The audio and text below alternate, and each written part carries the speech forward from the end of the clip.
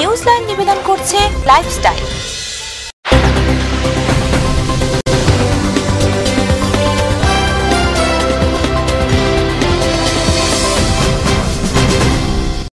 নমস্কার, আপনারা দেখছেন টিভি7 নিউজ লাইন নিয়ে। এই মুহূর্তে আপনাদের সাথে আমি পায়েল। চোখ রাখবো এই মুহূর্তের বিশেষ খবরে।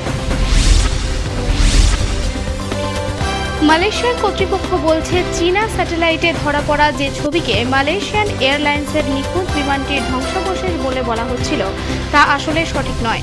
কুয়ালালামপুরে মালয়েশিয়ার পরিবহন মন্ত্রী হিসামউদ্দিন হুসেন সাংবাদিকদের জানান, চীনা কর্তৃপক্ষ বলছে সাগরে 3টি ভাসমান বস্তুর ছবি তারা প্রকাশ করেছিল, তা ভুল করে করা হয়েছে।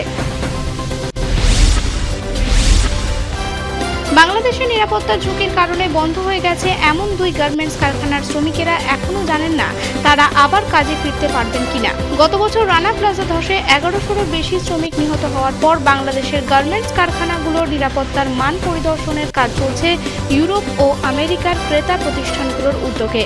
আর এই পরিদর্শনের সময় 2টি কারখানা বন্ধ করে দেওয়া হয়।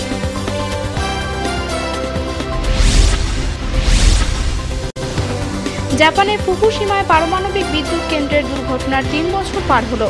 মূল ঘটনায় কোনো প্রাণহানি না হলেও তার পরিণতিতে হতাশা, মানসিক চাপে গত 3 বছরে 1,500-এরও বেশি লোকের মৃত্যু হয়েছে সেখানে। তাদের অনেকেই আশ্রয় শিবিরে আত্মহত্যা করেছেন। পাশাপাশি শিশুরা পারমাণবিক তেজস্ক্রিয়তার শিকার হচ্ছে কিনা তা নিয়ে স্থানীয়দের ভিতরে উদ্বেগ রয়ে গেছে। নিউজ লাইন এখনকার মতো এই পর্যন্তই। পরবর্তী অনুষ্ঠানের জন্য চোখ রাখুন টিভি7-এ। দেখতে থাকুন টিভি7, সঙ্গে থাকুন সারাক্ষণ।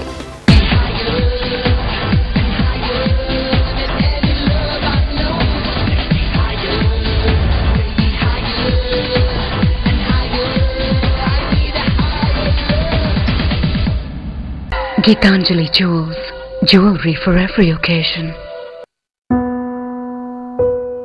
Beautifully influential.